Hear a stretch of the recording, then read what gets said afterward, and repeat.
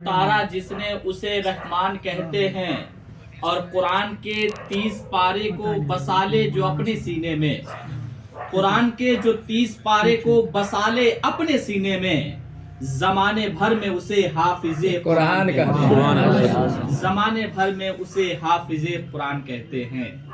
اور یہ ایک شاعر کہتے ہیں کہ کوہ کن کوئی پہنچا نہیں فرحات کے بغیر، کوہ کن کوئی پہنچا نہیں فرحات کے بغیر، اور آتا نہیں کوئی فن استاذ کے بغیر۔ کوہ کن کوئی پہنچا نہیں فرحات کے بغیر، آتا نہیں کوئی فن استاذ کے بغیر، اور یوں ہی چل کر نہیں یہ انداز سخن آیا ہے، یوں ہی چل کر نہیں یہ انداز سخن آیا ہے۔ پیر دبائے ہیں بزرگوں کی تب جا کے یہ فن آیا ہے، پیر دبائے ہیں بزرگوں کی تب جا کے یہ فن آیا ہے۔ آئیے سب سے پہلے رب جل مجدہ الکریم کی ذات ببرکات کے لیے، جو خالق کائنات بھی ہے مالک شش و جہات بھی، رب تبارک و تعالیٰ کے حمد و ثنا کے بعد نبی اکرم، شفیع امم، رسول محتشم، اللہ کے پیارے، امت کے سہارے، رب کے محبوب، دانے غیوب، سیاح لامکان، سید انس و جاں، نیر تابا، بخلاصہ ہمارے اور آپ کے آقا، داتا، ماوا، ملجا، شمس الدہا، بدر الدجا کے دربار گوہر بار میں جھوم جھوم کے درود شریف پڑھیں۔ اللهم صل على سيدنا شفيعنا بارك وسلم عليه صلاة وسلام صلی اللہ علیہ وسلم۔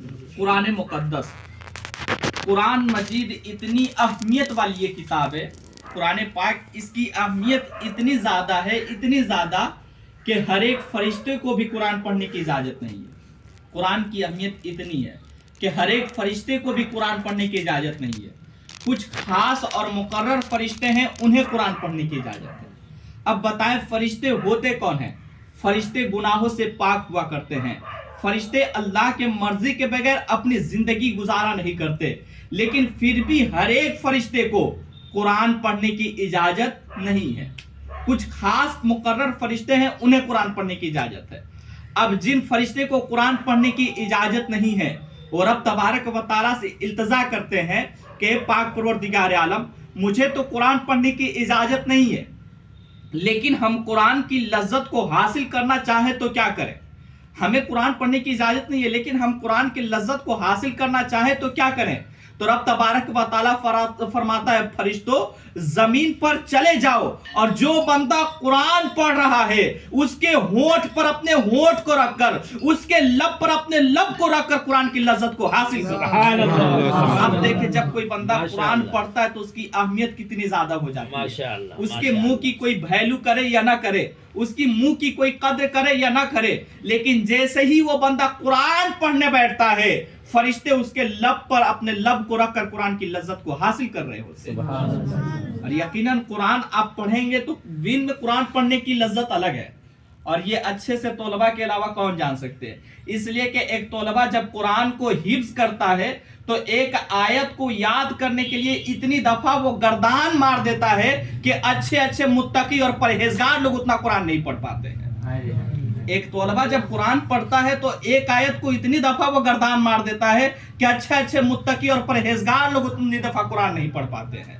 اور یقیناً جب آپ قرآن دن میں پڑھیں گے تو اس کی لذت الگ ہوگی، جب رات کو آپ قرآن پڑھیں گے تو اس کی لذت الگ ہوگی، اور جب سارے لوگ سو جائیں گے اس وقت آپ قرآن پڑھیں گے تو اس کی لذت الگ ہوگی۔ ماشاءاللہ۔ علامہ اقبال جو کہ جرمنی ڈاکٹری سے جرمنی کیے ہوئے تھے، یہ ڈاکٹری جو کہ جرمنی سے کیے ہوئے تھے، علامہ اقبال اپنے قوم سے مخاطب ہو کے کہتے ہیں کہ مسلمانوں تم نے قرآن سے مرنا سیکھا ہے، کاش کہ تم قرآن سے جینا سیکھ جاتے۔ ماشاءاللہ۔ علامہ اقبال کا یہ بہت اہم جملہ ہے کہ تم نے قرآن سے مرنا سیکھا ہے، کاش کہ تم قرآن سے جینا سیکھ جاتے۔ کیا مطلب؟ جب ہمیں موت یعنی جاگنے کی جب وقت آتی ہے تو ہم بیٹھ کر سورہ یاسین پڑھتے ہیں، اور پڑھنا بھی چاہیے، حدیث بھی ہے، لیکن علامہ اقبال کہتے ہیں کہ موت کی گھڑی جو جاگنے کا وقت ہوتا ہے وہ سب سے مشکل وقت ہوتا ہے، اور اس وقت اگر کوئی بندہ قرآن پڑھتا ہے उस वक्त अगर कोई बंदा सूरह यासीन पढ़ता है तो उसकी रूह परवास करने वाली होती है तो हो जाती है, नहीं तो उसे तस्कीन और सुकून हासिल हो जाती है। अब अल्लामा इकबाल अपने कौम से मुखातब होकर कहते हैं कि तुमने कुरान से मरना सीखा है, काश कि तुम कुरान से जीना सीख जाते। मतलब ये कि जिस कुरान की बरकत की वजह से मौत की तकलीफें आसान हो सकती है, उस कुरान की बरकत की वजह से जिंदगी की तकलीफें आसान क्यों नहीं? जबकि मौत की तकलीफ बहुत ज्यादा है। हज़रत मूसा अलैहिस्सलाम से रब तबारक व तआला ने पूछा है कि मूसा ये बताओ कि तुमने मौत को कैसा पाया? मूसा अलैहिस्सलाम फरमाते हैं बिल्कुल ऐसे जैसे किसी जिंदा परिंदे को आग में डाल दिया जाए, इतनी तकलीफ होती है। और मदरसे के बच्चे को सारे लोग जानते हैं कि जब मदरसे के बच्चे चला करते हैं तो फरिश्ते अपने पर को बिछाया करते हैं।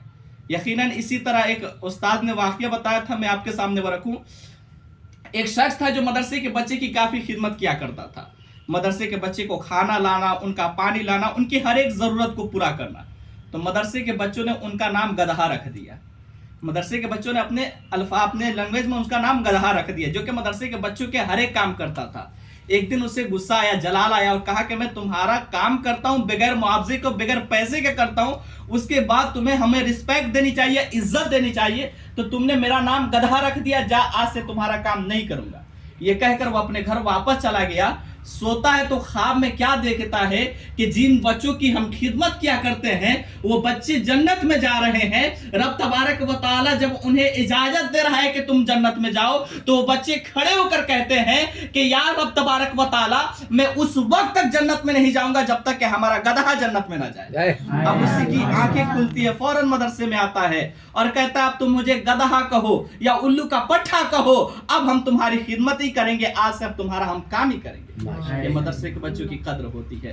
दरअसल कहना यह है कि हम अपने उस्ताद की इज्जत किया करें, इसलिए कि एक उस्ताद ही होते हैं जो अंधेरा से निकाल कर हमें एक रोशनी की तरफ लाते हैं, है ना। तो अपने उस्ताद की इज्जत करें, इसलिए कि आज हम जो कुछ भी हैं लोग अपने माँ बाप की वजह से और उस्ताद की वजह से हैं।